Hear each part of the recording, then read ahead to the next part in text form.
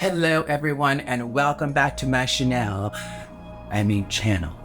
Clearly, this is not Chanel, darling. This is Thierry Mugler. I have been collecting Thierry Mugler for only 3 years, but I've been obsessed with Thierry Mugler for 30 years. Thierry Mugler for me is the epitome of where fashion meets art. I've always been obsessed with Mugler's cut of a blazer. And so today I want to show you a few pieces from my collection that is in progress.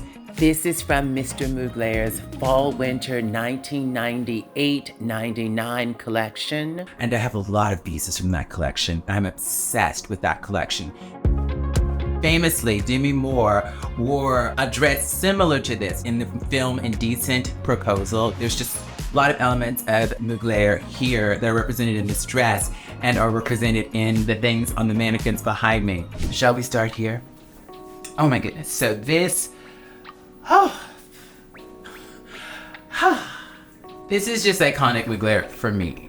And this is from fall 1988. And it's just, it's perfection. You should know this is before Mr. Mugler was officially a part of Parisian couture. A little bit about Mugler. He was a ballet dancer. In his early 20s really got into fashion. This is not considered couture, but the workmanship and the specificity of the way this is constructed and tailored feels like couture to me. There was something about this wasp waist that gave me a shape. I learned that this wasp waist was very much a harkening back to Christian Dior's new look, late 1940s and early 50s. There had been a movement with Coco Chanel and fashion in the early part of the 20th century to let go of the corset, for women to be able to breathe. But after the Second World War and the desire to get women back in the home, the new look was the revival of the wasp waist, the revival of this sort of corseted look. And there's so many things we can talk about from a feminist perspective, from just a lot of different perspectives around that, but let's just keep it to fashion. This, oh my God, I'm obsessed with this jacket. This jacket is from his 20th anniversary collection, fall 1995 couture. It's shown in the show in black and white, and Claudia Schiffer wears it in the show, but I have it here in red. My tailor and I, Morgan, altered it to make it work for me and my body. So we made panels in the back so that it would fit, and we added hip pads here just to kind of give that Mugler shape without me being corseted. The construction of the dress, the hip pads give that silhouette and I can breathe. Moving on, this is from the same collection. This is from Mr. Mugler's 20th anniversary collection. We have this wasp waist again, the pearl buttons, the shoulder, the way this frames you is so beautiful. This jacket was worn by Kate Moss, the 1995 show. It is spectacular, it is a spectacle, and he wanted to celebrate. Couture was something at that point that was very sort of elitist, and it wasn't like something that common people had access to, but Mr. Mugler sort of opened it up to the public, and so several thousands of people were in the audience. This is just very, very special. I haven't worn it yet, but soon. This I have worn. I'm obsessed with this. Again, this velvet detail that we see throughout a lot of Mr. Mugler's work. We have the signature snaps, but then the seaming, the way this shapes the body is so beautiful. I was watching his first couture collection from fall 1992, and I was like, oh my God, I have this jacket. And I forget the model who wore it, and she sort of opens the jacket and reveals this beautiful bustier. It's such a gorgeous moment. That first couture show is just iconic. It's on YouTube, you should watch it. And then I was watching his fall 1993 ready to wear collection, and this jacket appeared again. I'm not familiar with another moment where there was a piece that Mr. Mugler used in his couture collection and also used the exact same piece in his ready to wear. This is one of those examples. This lightning bolt pink from 88, 89 spring collection. Famously, Kim Cattrall wore this in yellow in the first Sex and the City movie and looked for this for a very long time. And it was always teeny tiny. It was always a 36 or something. I'm like more of a 42 in Mugler. I also own it in a violet color, a sort of purple violet color that I have worn for my E-show. If we're being honest, the color is just so exuberant, and this collection, he had so many vibrant, beautiful colors, and I'm just obsessed. This, I'm not sure which collection this is from. It has this similar, I'm thinking 80s. The use of the brooch, I believe, is 80s. So I would guess 88, 89. I'm not sure which season, but I have a feeling there's some Muglerettes out there who know exactly which season. So, you know what to do, comment below. It's so beautiful, and this color is so vibrant, it's so optimistic. And the way this is cut, it's meant to make a woman, a non-binary person, a man, a drag queen, anyone who wears it feel whatever fancy they want to feel. Mr. Mugler had some of the most diverse fashion shows of the time, and maybe more diverse than fashion shows even to this day. There were plus size models in his show. There were trans models in his show, famously Connie Fleming, and drag artists like the legendary Kabuki Starshine, Klaus Nome, and Joey Arias. Joey Arias is a legendary drag artist. They sang backup for David Bowie, and they were all wearing Mugler on Saturday Night Live. It is an iconic moment. Now we're moving to this next piece that I live for. It's giving me Star Trek. Obviously, what is so special about this is this shoulder detail, this padded shoulder that just opens up. I wore this with a hood, a black hood, on an episode of If We're Being Honest. This is from Mr. Mugler's Fall/Winter 1998-99 collection. It's Star Trek, it's the future, but it is timeless.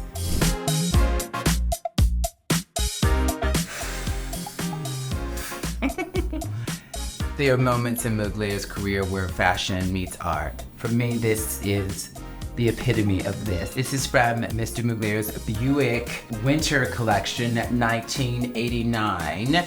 Mugler became really obsessed with cars. This is obviously inspired by a Buick. This beautiful detail in this hardware is iconic. It's like the grille of the car in the front. I just think it's utterly sublime, and it makes me really, really happy. This, I have not had the pleasure of wearing. This is also from 1988. See this lightning bolt that he loved. The asymmetry is just incredible. It's just so wonderful. Again, it's the shape, it's the architecture. I wore this on an episode of If We're Being Honest. It is part of his iconic Days Insect collection that was inspired by insects. Apparently it was started out as a collection about flowers, and then he gravitated towards insects, and there's a very famous photo, a version of this jacket that Helmut Newton photographed. I'm just obsessed. Again, the hardware. I don't know for sure which collection this is from. Muglerettes, I now have the answer. Spring/Summer 1991. This hardware is similar to Mr. Mugler's Buick Winter collection. His interest and fascination with cars did not end in 1989. It continued. In the Too Funky video, the famous motorcycle bustier that Beyonce also wears for her I Am tour is the evolution of that. It's just exciting. It's like you get to wear this? Like, really? Really, Carl? The last piece from this round of my Mugler collection, oh my God. I've been obsessed with this look for a very long time. This is from Spring/Summer 1996. We're actually still in the process of altering her so that she fits me just perfectly. My acronym for what makes fashion work, FFPS. FFPS, fit, fabric, proportion, and silhouette. Proportion is so important, and sometimes we can get away with a slightly higher waist. This, it just didn't feel right, and so we're gonna drop the waist a little bit. Obsessed with this piece. I'm so happy I finally own her. I'm now standing here with my amazing tailor and friend, Morgan Foote. Hey, Morgan. Hi. Morgan is wearing a piece from Fall 1998. I'd love to hear about your experience working on these jackets. We've really figured out like what works for you and how to get these jackets now to sit on your body the way you'd like. So this is the jacket that I wore to the opening of the Mugler exhibit in Brooklyn. We had to add a panel down and throughout here. We had to keep the curves of the garment. And since this is basically like a sleeve in a sleeve, it got a little complicated. I think when you open it up, you learn from what Mr. Mugler was doing and add things that become design elements that highlight what he was intending to do. Laverne also sometimes likes to shorten the sleeves. Many times, and it just makes it fit better. This is the first time I shortened sleeves on a Mugler jacket. It's so easy to wear. I've worn the F out of this. Sure, put it on. It's so easy to wear. Look at that. She slides on. I've worn it with short shorts. I've worn it with a legging. I've done this actually looks cute. So I've done a little costume change. The cat suit is Mugler X Wolford, designed by the new creative director of Mugler, Mr. Casey Cadwallader. I love what Casey's doing with Mugler's legacy. This jacket, I have worn the heck out of this jacket. This is another time when I shortened the sleeves myself. And to be clear, there's no boning here. There's no hip pads. This is just the construction of the jacket, which I'm obsessed about. Moving on, this one, instead of cutting the sleeves up because there's such beautiful detail here, we kept that and we just added a panel here, just giving you all my secrets so she just fits. And when a garment makes you want to just like kind of strut a little bit, this is not delicious. Okay, another fun thing, in the comments down below, tell me your favorite Mugler look that you see either on a mannequin or see me try on. What is your favorite? Morgan and I call this like the splatter look. We brought the waist in, we added hip pads to her, and there's a wonderful ad campaign of this jacket in black. What is different about this is that we have this little section here, and then we have this little padding detail up here. This is just perfection for me.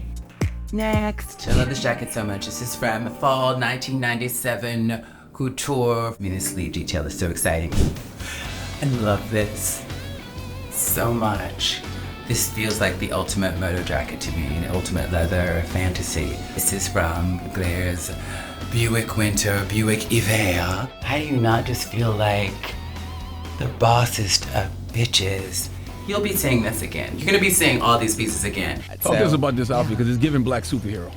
Thank you. Okay, thank you for asking. I love it. I'm gonna wear it. This whole sort of old school thing about not being photographed or seen in something more than once. This is classist. It's elitist.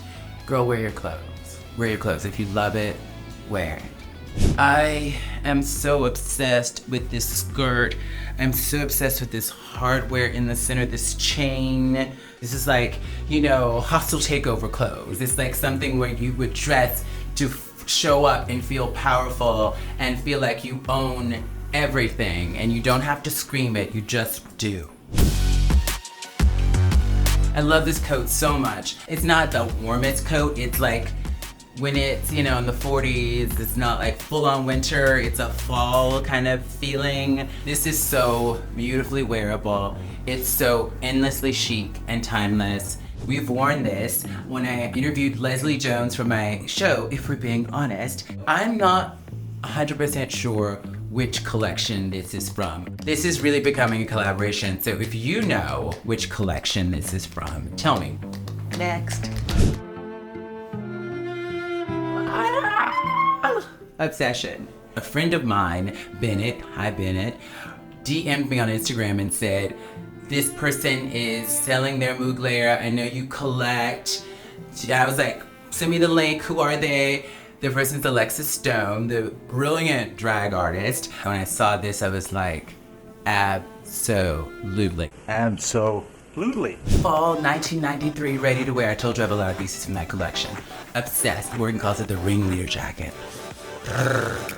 One more time, what collection do you think?